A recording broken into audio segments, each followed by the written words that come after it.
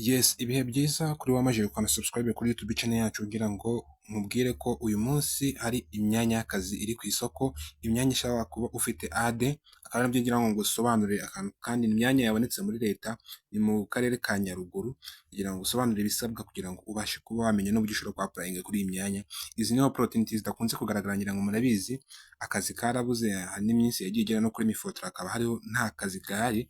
Uyu munsi rero ni imyanya yabonetse igera muri posta 14 ku mwanya wa cashier ndetse na posta 3 kuri social worker. Hose icyo bakeneye umuntu ufite nibuze ade. Ndagira ngo usobanurire ari ade mu biki kugira ngo ubashe kumenya ko ushobora kuba wakora application. Mwibutsa ko niba udafite account ya mifotra rwose urabanza ufungure account ya mifotra kugira ngo opportunity nyinshi z'akazi zitazaza zigucika. So ahangaha njye nari muri account, reka banze nkore log out.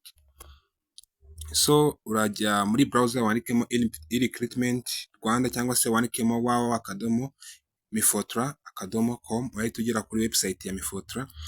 Uraza no kureba muri top comment ya mbere azaba ari link kugeza kuri account. Iyo uhageze ubona haba hariho imyanya myinshi itandukanye muri leta, ntabwo ari ngiyi gusa ngiye kubwira yo kuri ade, haba hariho kuri A0 ndetse no ku bintu byinshi wagiye wiga bitandukanye.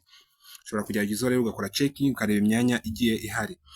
So urabona ko hariho imyanya myinshi igiye itandukanye, gusa twebwe tugiye kwibanda kuri izi posta ebyiri. Tugiye kwibanda ku mwanya wa social work ndetse na cashier. Iyi niyo myanya tugiye kwibanda, ngira ngo murabona ko na deadline zose ni kimwe, ni ku itariki 6 z'ukwezi kwa gatandatu nibwo deadline y'iyi myanya, kandi murabona ko yose ari mu karere kamwe, ni muri Nyaruguru. So ngira ngo urareba, iyo udafite account ya mifotra uzanga handitse register. Iyo ukanze kuri register ahangaha ushyiramo irangamuntu yawe. Nkwibutsa ko mifotra ni account ya leta, niho imyanya yose muri leta mu nzego zitandukanye niho bashira imyanya. Umuntu wese ushaka akazi ko muri leta aba agomba kuba afite account ya mifotra.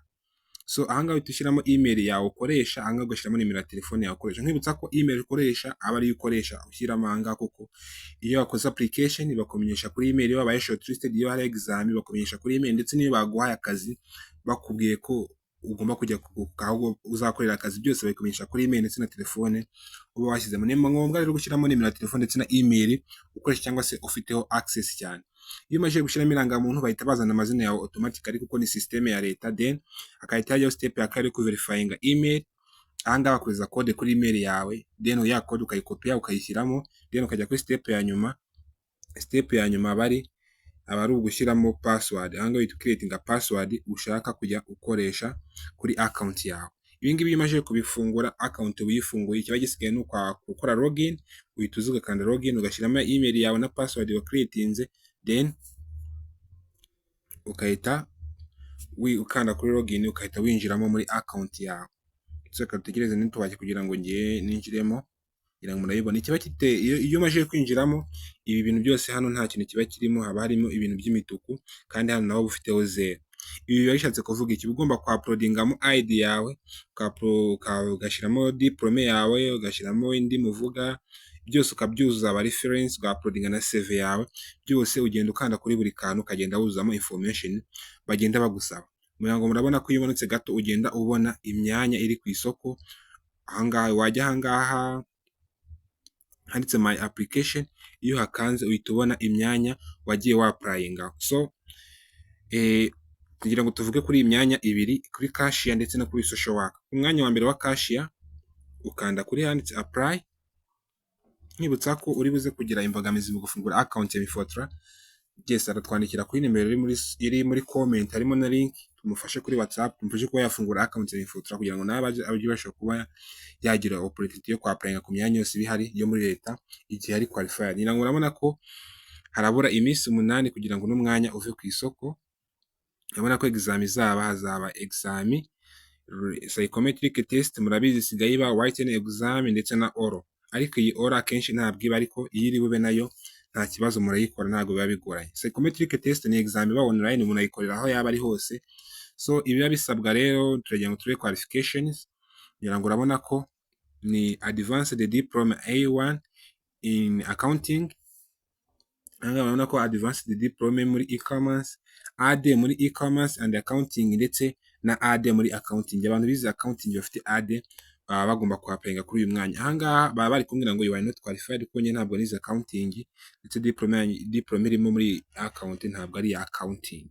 So iyo urimo accounting uba bakubwira ngo you are qualified ugahita ukanda hano handitse ngo apply bihita biza hasi.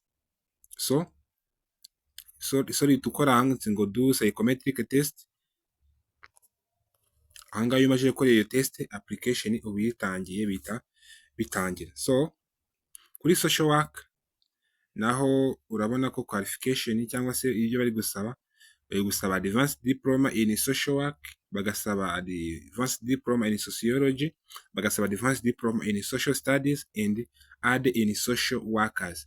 Urareba iyo ufite aha ngaha mu gihe uri qualified kugira ngo ubashe kuba wakaprayinga kuri uyu mwanya. Nyaboneka nimba uri qualified gerageza amahirwe kuko kubona akazi ntabwo byoroshye. Icyo usabwa ni ugukurikiza step nakweretse.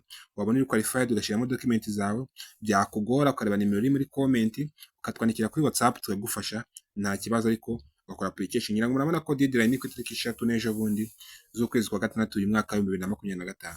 Rero mugire ibihe byiza, abaza kugerageza amahirwe bifurije gutsinda ndetse no kuba bikora neza bikaba successful, ndetse nabo bigora mutwandikire tubafashe kuri WhatsApp. Nkwibutsa nimba uri mushyashya aha ngaha niho tubagezaho opportunity nyinshi ziba ziri kugaragara mu Rwanda, yaba ari iz'akazi ndetse n'ibindi related n'akazi, byose tubikugezaho aha ngaha. Nimba uri mushyashya rero ndakwibutsa kugira ngo kandi subscribe kugira ngo ibindi video zacu ujye uzibona kandi uzibone mu ba mbere.